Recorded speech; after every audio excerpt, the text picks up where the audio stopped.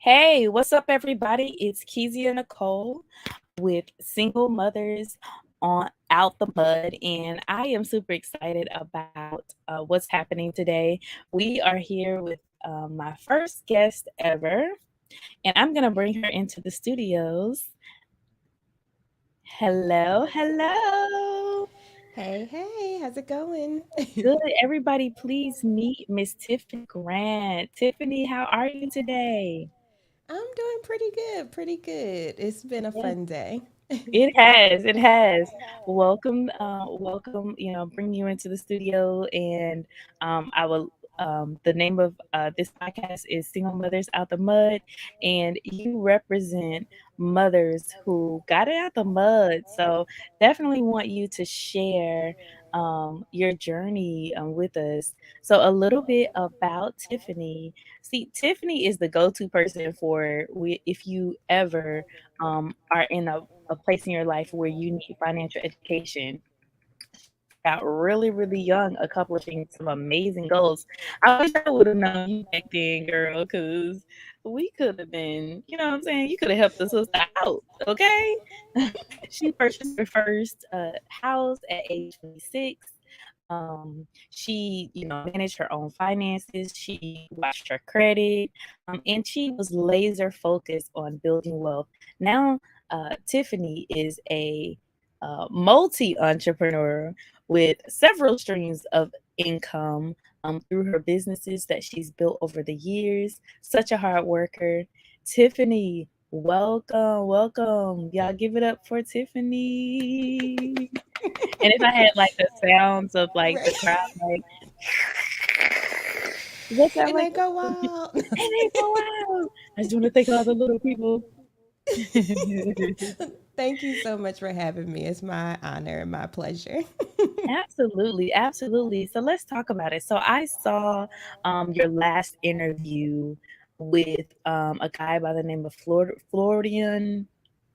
Florian. Mm-hmm. Yeah, yeah, yeah, from Austria. That was such a dope interview.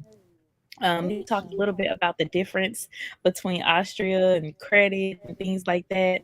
I thought that was really, really significant. How did you meet him? Like, how did you connect with him? Yeah, so podcasting is amazing. Let me just start by saying that. You meet people from all over the world, all over the country, all over the state. Like it knows no bounds. So actually, I met him through, I want to say it was through a platform where it's like people that want to be on podcasts meet podcast hosts, so on and so forth.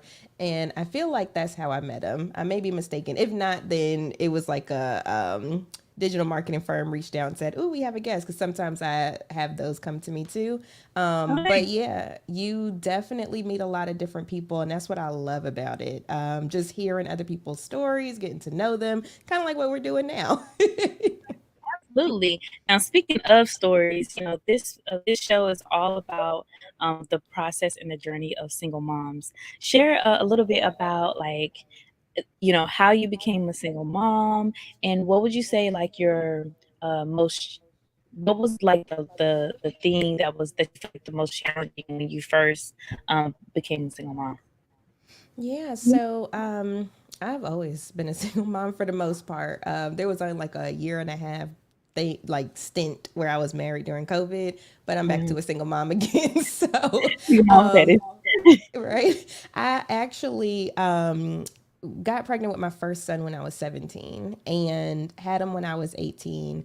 And just from that moment on, I was like, okay, I have a purpose now. Because being fully transparent, I have a long history of anxiety and depression. Like, I was diagnosed with severe anxiety and depression years ago. And so I have a history, and, there's been times where I tried to kill myself, all types of stuff. The youngest I could remember was probably about 8 or 9 years old where I tried. And after my son was born, I never had that thought again because I'm like, I want to make sure that I'm here for this little person that's going to depend on me for the rest of their life. So I feel like, honestly, a lot of people are like, oh, single parents or teen parents or whatever. They get bad names, bad raps, whatever. But for me, I feel like it was life saving and life changing because at the end of the day, that's what gave me more motivation to keep going and to be the person that I am today. So that's kind of my, you know, outlet on that.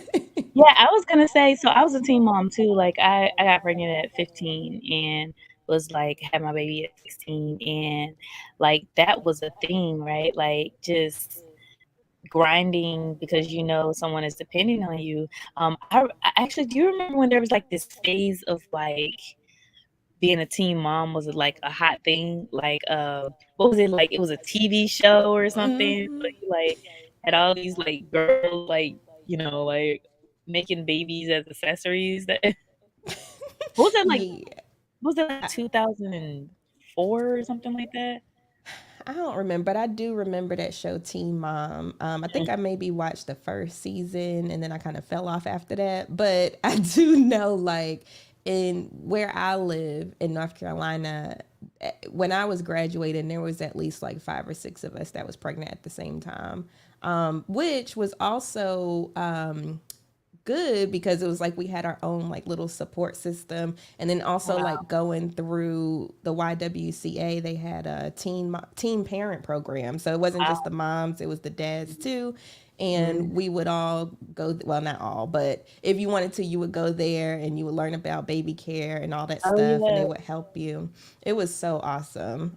So yeah, definitely, if there are any teen moms listening, there's definitely resources out there for you.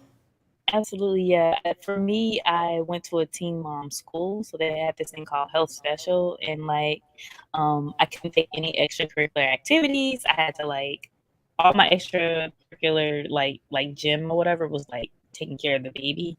It was crazy. We had like 9-year-old and 10-year-olds like pregnant. Like it was interesting. Just a school full of pregnant girls or had a baby, and there's a lot of us. There was a lot of us. That was in Dallas, so Interesting. I was like, yeah, we were all in Gen Pop. No, I was kidding.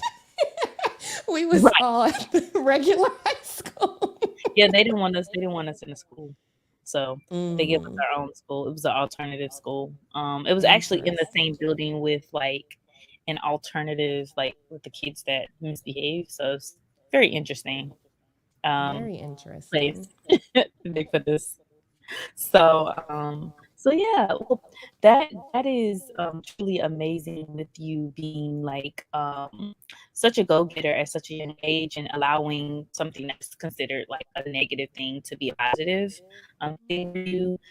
So can you share a little bit about like what was your transition to success? So like what tools did you use to go from being a 17-year-old single mom to, the first step of what you would consider success? Gotcha. Well, I've always been very determined, just my entire life. Me and some of my friends joke we're like recovering honor students, because like I've always been like determined, like gotta go get it. Like that's just how I've lived pretty much my entire life. Mhm. So I knew that I wanted to go to school. Now, originally, I wanted to be a chef. Like that's what I wanted to do. My entire life was to be a chef. And so the week before I found out I was pregnant with my oldest son, I got accepted into culinary school. And Wow. then, of course, I found out. And so I was like, well, I can't move, to Charlotte, which would be like almost 2 hours away. I need to Mhm. stay local. And so that's when I decided, okay, Tiffany, you always love business. Why not, go ahead and switch gears and do business? That's your second love. So I just enrolled in my local community college, did all of those classes online for the most part, except for PE. They haven't figured that out yet. But The rest of them I did online. And so for me, it made it easier to take care of my son because I had him full time and then I was able to go to school full time. So when he was asleep, I would be working on my schoolwork. If I wasn't trying to take a nap real quick. But it was a lot of early mornings, late nights, and just working on my school stuff whenever I got a chance. And then once I was able to, and then I picked up a job eventually. Because you know the refund checks and stuff can't really survive off of that, Mm-mm. so especially not with a kid. So I ended up getting a job which was work from home as well. Mm-hmm. So it was like I had my school work from home, my job was work from home, and then I Mm-hmm. had my son. So it was a lot, but it was very doable. You know, I kind Right, of right, set up my right. life to where I was able to do the things that I wanted to do. And then So also, I was oh, gonna say, okay. sounds like you pre-planned to make those choices. Is that what I hear you say? Mm, I wouldn't say pre planned because I'm I saying like also, prepared to be like at home. Like did you set a plan to like work from home or it just happened that way? it kind of just happened that way because, okay, here's the whole story. I was working at CVS. So I had Mhm. worked at CVS since I was like 16. Okay. Okay. So I worked all the way up until I was like a week from being due. Okay. And the manager told me, okay, you can stay out as long as you need. You know, he gave me an example of Mhm. another employee that was out Mhm. for a long time, like months. I was like, oh, I didn't even know he worked here no more. So he was like, he was like, take as long as you need. So I like trusted him on that. I said, okay, I'm gonna take as long as I need. Well, I knew I wanted to breastfeed and I knew I wanted to have a natural birth and all that stuff. And so I was already planning to be out for at least like 3 months or so. Well, 3 months kind of turned into 6 months. And then I got a notice that I was being fired because the manager apparently never let anybody know that he told me that I could take as long as I want. So they sent me a letter saying that I was being laid off, well, fired. And so it was in that moment where I was like, okay, so now what do I do? Because I don't have a job to go back to anymore. And Mhm. then I just started searching online and actually found a legit work from home opportunity. It And I wasn't on was, Indeed, was it? no, how did I find out about that company? I don't even remember, but it was legit and it was customer service for Xbox. So I was a gamer like my whole life. I'm still a gamer. And I was like, oh, like this sounds like it would be fun. It would be exciting. And so I applied. And that's one thing that I tell people too. It doesn't matter if you feel like you're fully qualified for a position, just apply anyway and see what happens because 90% of stuff you can learn and you're going to learn on the job anyway. So even if you look at a job description, you're like, oh, I don't have this, I don't have that, apply anyway because you don't know how it's going to go. So that's what I did and ended up getting the job. And that was like my first, like, I guess like non-retail, non like it was Right. like call center something. So that was fun, and that's kind of how I was able to navigate that part of my life. And luckily, I did have like a good support system. I stayed with my mom for a little bit until I was just like, I can't do this no more. And had to move out. But I did stay with her for a little bit during that time Nice. too. So Mhm. that was helpful as well. So, Can you share with me about that process? Because I mean, the number one thing that I feel like that as single mothers we struggle with are our emotions. Can mm. you share with me the steps that you walked through when you were hitting those rock bottom moments of frustration? What what did you tell yourself? What did that self talk look like?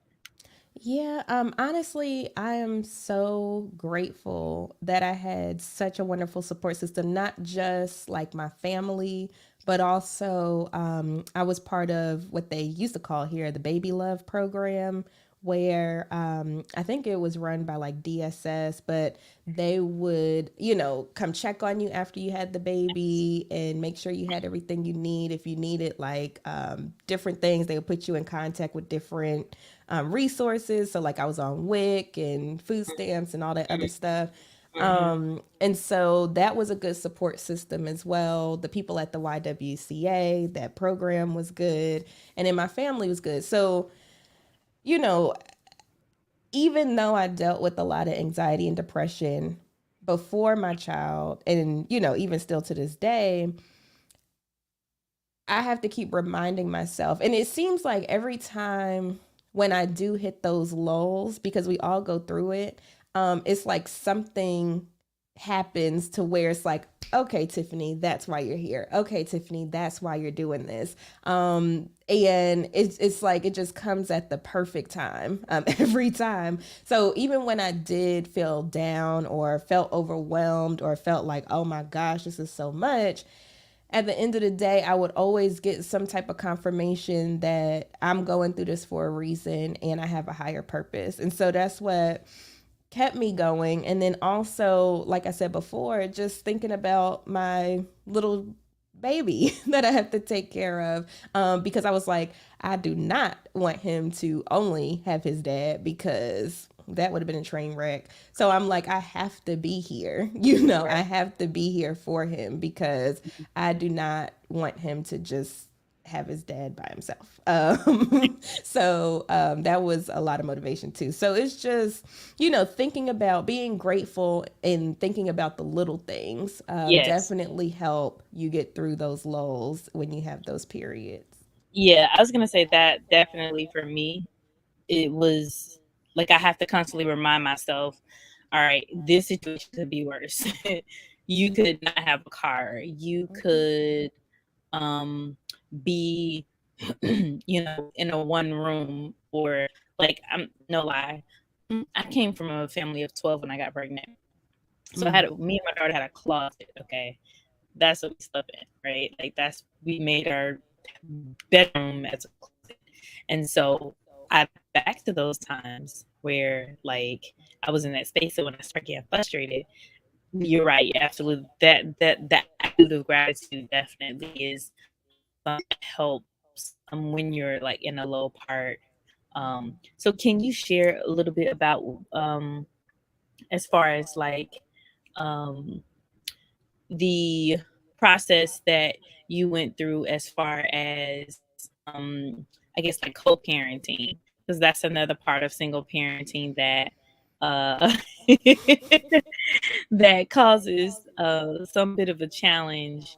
And just, not so much as, what the other parent, but what's something that made you click to let, if it was a challenging co-parenting situation, it to not to distract you from your success. So honestly, the situation that I went through, it did distract me. Like there was no way around it. So just to cue you in and the audience in on what happened, because this is a very interesting topic. Um, Me and my young oldest son's dad was together. We broke up when he was probably like 2 or 3 years old because we after I moved out my mom's house, we moved in together, which was still kind of single parenting. But anyway, so we ended up breaking up, and we broke up maybe in like February, and then by April, he was like, "Oh, you're not getting your son back. Don't worry about seeing him ever again." Blah blah blah. This What? was April 1st. Yes, because Hell? I thought we were functioning co-parents. Like he would say, "Oh, I want to come get him." I'm like, "Okay, cool, take him, bring him back." It was like a good situation. And then all of a sudden, April 1st, I'll never forget it because it was April Fool's Day. I'm like, "Is this a joke? Like, this is not a joke. If you like tell me this is a joke." And it was not a joke. He actually kept my son away from me for it ended up total being like 8 months because I had to go through I had to go through the whole legal system and custody and all of that stuff. And throughout all of that, I was still in school. So at this time, I had transferred to a university. So I was working on my bachelor's now. And it was like my first or second semester there. And I just couldn't focus anymore. I started failing all my classes, dropping, withdrawing, whatever I could. I was starting to like really like honestly, and I'm just being transparent. I was smoking a lot of weed. I was just smoking, Tripping. sleeping, waking up. Yeah, Yeah. because I'm like I cannot function without my son. Like how dare you? You know, that's kind of the space that I was in, and I was doing everything possible to try during that time. Like I would call, he wouldn't answer. I would pop up. The police would be like, well, there's nothing we can do because he's a parent too. You have to wait for the court system. There was just all types of stuff. And so eventually, they had granted me temporary custody. Well, they granted me temporary custody because he didn't show up to the court date to tell his side. But he wasn't taking him to like his doctor's appointments. He wasn't taking him to school because I had got him in pre-K. He wasn't doing anything. And when I finally got my son back, oh, he had on like a white jacket, but it looked brown. And I immediately put him in the shower. And when I say this child was what, how old is he? Like 3 or 4? And there was dirt going down the drain. Like that's how like crazy I got my son back. And Yeah. so it was a very difficult time. So there was a point in time and that was the hardest time of my life. Because I was this child's life. Like he was always Right. with me. I was like doing everything, teaching him. I was the only one that would play with him, you know, all of that stuff. And for Mm-hmm. him to just be snatched away, it not only messed me up, but it messed him up as well, even to this day. And he just turned 13. So he Wow. deals with a lot of anxiety and stuff still to this day. Yeah. But yeah, I haven't always been able to be focused. But the crazy part about it is, even in the midst of all of that going on, Mm-hmm. I said, okay, you still got to get back to work. So after I got my son back, you know, I was able to focus back on my classes. I got a new job. You know, I got everything back in order. But it was really difficult. I'm not even gonna lie, it was really difficult. And so anyway, so it Did hasn't any of those, always. yeah, I was gonna say, did any of those choices that you made, like repercussions as far as like, because I know like for some people, whenever they go through something like that, they make bad decisions, right? They make more bad decisions to cope. Would you say that how did you avoid making other bad decisions? Like how did you stay focused while you were going through so much pain? Well, I mean, if you count smoking a bad decision, no, I'm just kidding. Well, because uh, sometimes people, like, if they smoke and drink, right, then they end up, like, I don't know, doing getting something pregnant else. again, right? Or, you know what I'm saying? Or getting into something else or getting some type of, felony or you know what I mean? Like, sometimes, depending on who you are, when you do that, you don't make the best decisions to, like, cope with, what's going on. Yeah, I did get pregnant with my youngest son during that time. Mhm. Which I mean, I count all children as Yeah, blessings, no, that's so not you that's not know, a bad decision, but you understand what I'm yeah, saying? Like, you yeah. putting yourself in, like, further like people who don't have like money, since money talks with 10, right? Like if they're stressed out, they'll still overspend because they're trying to like cope with the situation. So like Yeah, what stopped you from, what did you tell yourself, or what was something that inspired you to kind of say try to stay focused? yeah. For me, money, like Homegirl gonna have some money, okay? So that really wasn't, an issue, thank God. But I would say, I did do some crazy stuff then, like, just some stupid, crazy stuff, Yeah, just to try to have fun and try to, like, get my mind off of different things off or of it. whatever. But luckily, I didn't do anything that, had long term consequences. Like, I wasn't dabbling in stuff I wasn't supposed to, Mhm. or, going out robbing, stealing, killing. Like, I wasn't doing any of that. But during that time, like, yeah, I was going through a tough time and I did what I had to do to cope. But I also said in my head, I still need to get my son back. And Yeah, so at the end of the day, I wasn't going to do anything to, jeopardize that. yeah, Mhm. jeopardize my chances of getting my son because my his dad was trying everything, like trying everything to keep him from me. So I know that I was being extra scrutinized during all of this time. So I was like, okay, let me just go to work, do whatever I need to do, Yeah, stay afloat, whatever, and just call it a day because I'm not going to do anything to where he say, see, that's why I took him from you. That's why you don't need him. That's why da da da da da. No, no, no, no, no. If I don't want to be around my son, it's going to be my decision. It's not going to be right, anybody right, because else's. it's So, you. Right. Absolutely. So for my last question, what would you tell yourself then about where you are now?